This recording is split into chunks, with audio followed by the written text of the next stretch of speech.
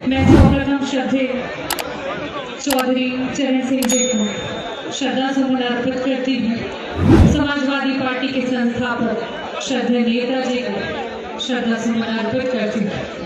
मैं मंच पे उपस्थित हमारे आरएलडी के राष्ट्रीय अध्यक्ष आदरणीय जयंत चौधरी जी का स्वागत करती हूँ, आपको प्रणाम करती हूँ। करो या मरो का नारा जब आया था तो इसी धरती से चौधरी साहब ने कमान को संभाला था, क्रांति को संभाला था और जो आजादी की लड़ाई में भाग लिया था और उसके बाद देश के प्रधानमंत्री बने थे। मैं आज उन्हें यहाँ से नमन करती हूँ। युवा ही एक ऐसी ताकत है जो अपने पे आ जाए तो पूरे देश को जोड़ देती है।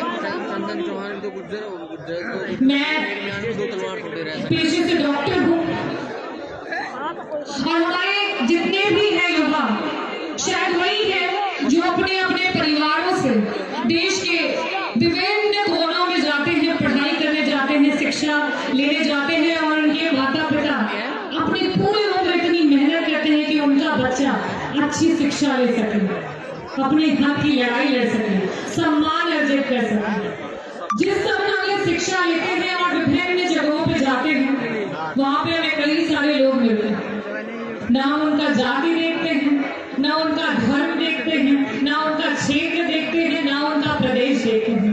हम सिर्फ अगर देखते हैं तो विचार को देखते हैं और उसी विचार को लेकर के हम आगे बढ़ते हैं और जिस जगह से हम अपनी पढ़ाई करते हैं वो हमारा दूसरा घर बन जाता है। मैंने भी ऑल इंडिया के थ्रू कॉलेज लिया और मैं उत्तर प्रदेश से कलकत्ता पहुंच गई। 6 साल मैंने वहां पे अपनी पढ़ाई की, वहां पे MBBS किया।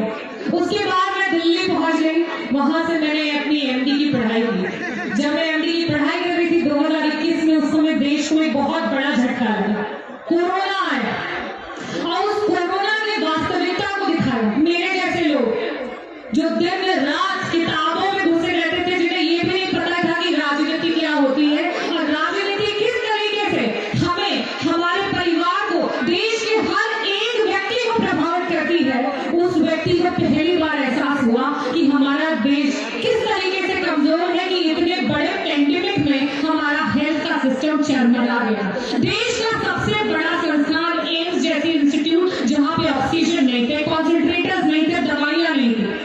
और उस समय युवा होने के नाते मैं कहना चाहूंगी कि शायद मैं ये निर्णय ले पाई, शायद मैं अपने उम्र के आगे पड़ाव पे पहुंच चुकी होती।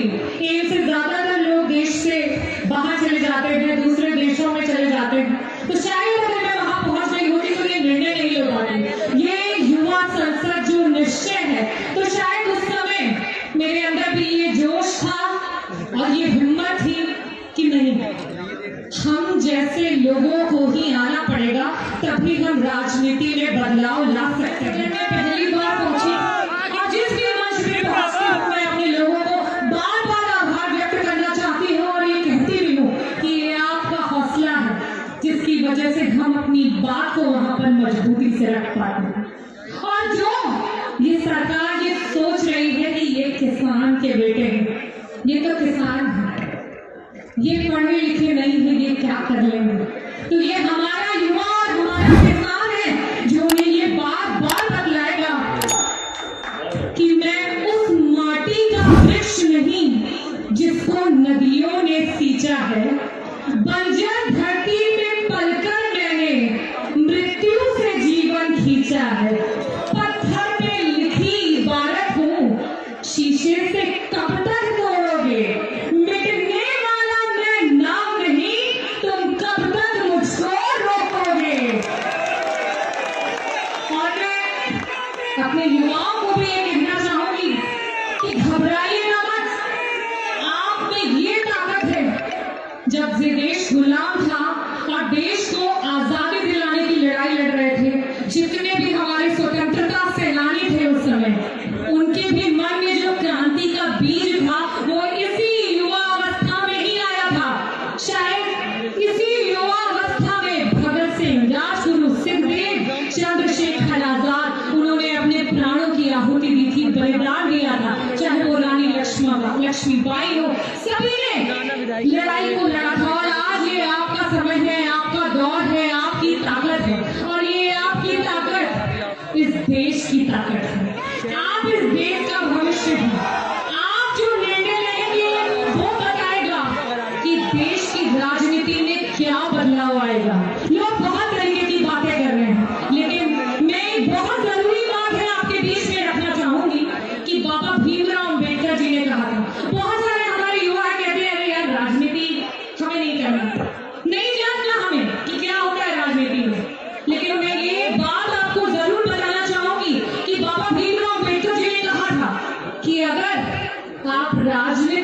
में प्रतिभाग नहीं लेंगे तो आपको पता है उसका दंड क्या होगा?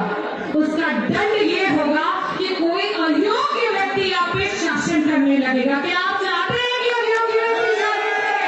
बिल्कुल नहीं चाहते हैं। तो इसीलिए आज इस मंच से मैं चाहती हूँ कि आप सब दृढ़ निश्चय लें।